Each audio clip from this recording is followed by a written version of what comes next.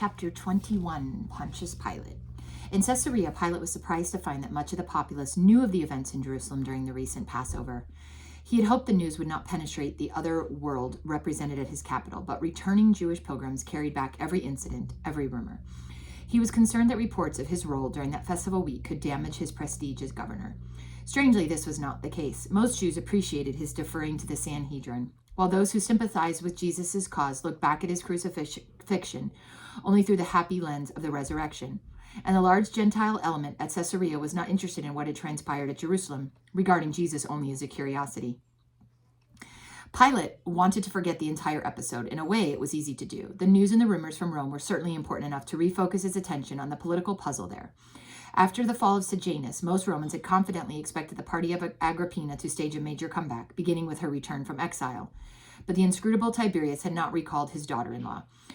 Though her eldest son had died, there were hopes that Drusus, her second son, might now be released from his subterranean prison in the Palatine Palace to assume the role of heir apparent. Fresh news arriving in the port of Caesarea canceled that expectation for Procula, who had always sympathized with Agrippina. The distraught Drusus, all hope of release exhausted, had begun to curse Tiberius. His blasts were carefully recorded by his guards and later read to the Senate. No more meals were brought to Drusus's cell. The hapless youth spent the final 8 days of his life chewing the stuffing out of his mattress in a delirious quest for nourishment. Mother Agrippina fared little better. Crushed by the loss of her second son, she starved herself to death on the Isle of Pandateria.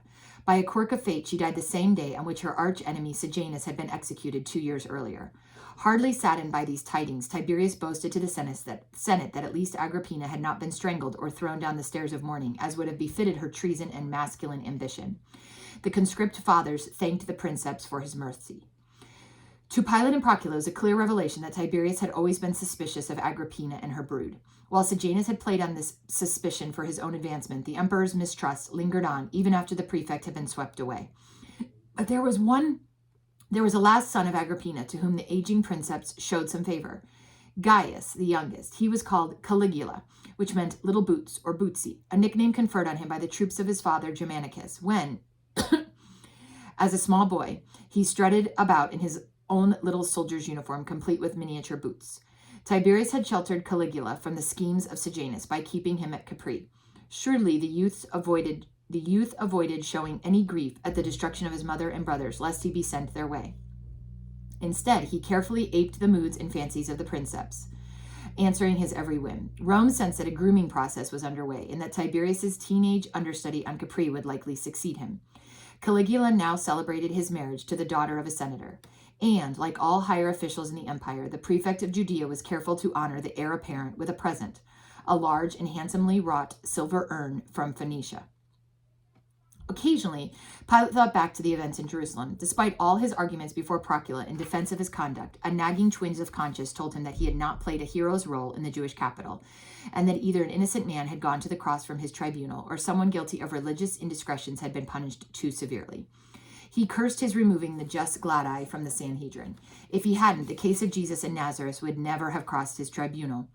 Damn Sejanus, damn his needling pressure. Pilate wanted to forget, but events seemed to conspire to prevent his forgetting.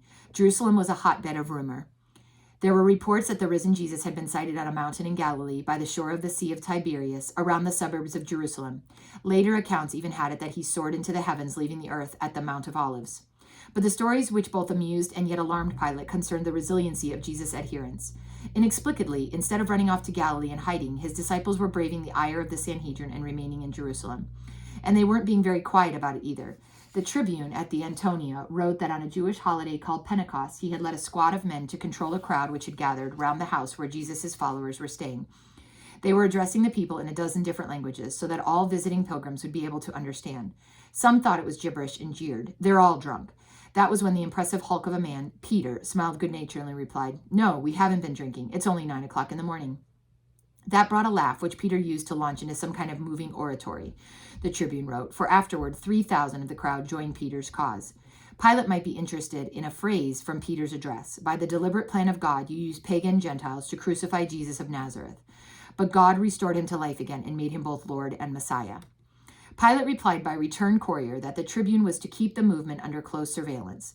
The fact that 3,000 should suddenly wish to join the following of someone who had been crucified 7 weeks earlier was both incredible and ominous. Any seditious preaching or any resort to arms was to be reported at once. As to Peter's statement that it was by their God's determination that the Jews used Pilate and his Roman auxiliaries for the execution, he could make no sense of it.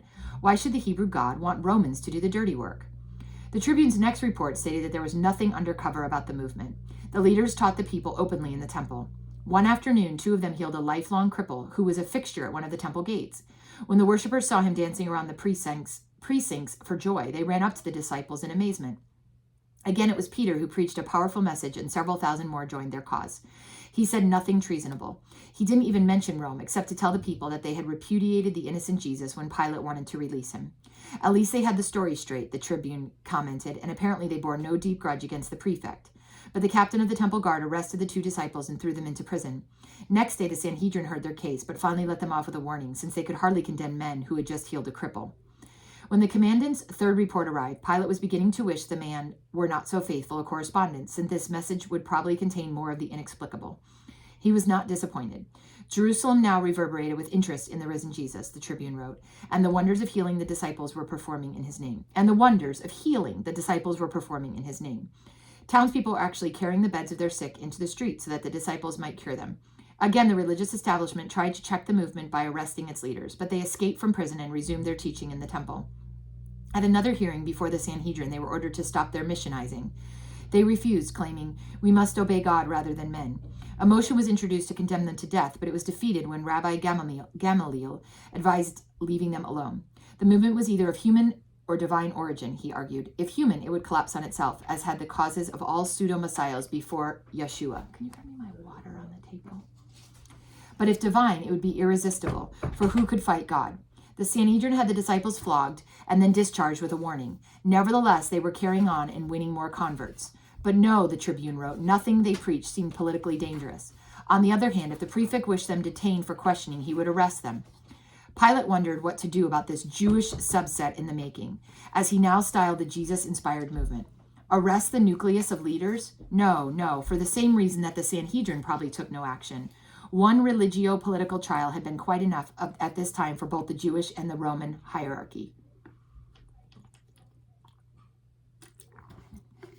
No, because the disciples seemed innocent of charges which would concern Rome, though the rate at which they were attracting adherents was disturbing. No, since it was even a little gratifying to see how a dead man could inspire this kind of loyalty.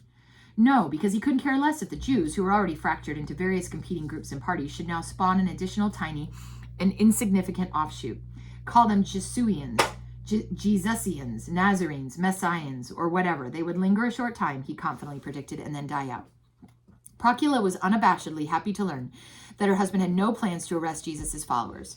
She fairly thrived on reports about what the disciples were doing. But the distance from Jerusalem and the time since the Passover tended to blur for Pilate the inexplicable events which had once so troubled him. Perhaps the contagious religiosity of the city had temporarily addled his wits. From cool and dispassionate Caesarea, he wondered why he'd become so involved in the fate of one solitary and inscrutable Jew, but time was banishing it all from memory. Then, as if in Hades' own conspiracy to remind him, came a letter from the least expected source Pilate could possibly imagine. Thrasyllus, Tiberius's court astrologer on Capri. Tiberius Claudius Thrasyllus to Pontius Pilate greeting. If you are in health, it is well. I also and the princeps are well. 7 years have passed since our fateful luncheon at the grotto. At that time, you promised me a small favor, prefect, but it was never done. I refer to the star or comet which hovered over Judea almost 40 years ago. You were to consult the priests in Jerusalem about it and report to me. What reminded me to inquire about this was the strange celestial event which occurred in the afternoon of the Friday following the calends of April. A great darkness moved across the horizon from the southeastern Mediterranean, blackened our sky for several hours. Since it seemed to approach from your direction and from Egypt, please consult any local astrologer for an explanation. The phenomenon has upset my astrological calculations ever since that time. The princeps is also concerned. May I hear from you before another 7 years elapse? Farewell. And I'm going to stop there with part 1 of chapter, I believe that's chapter 21. So part 1, a pause there on part 1.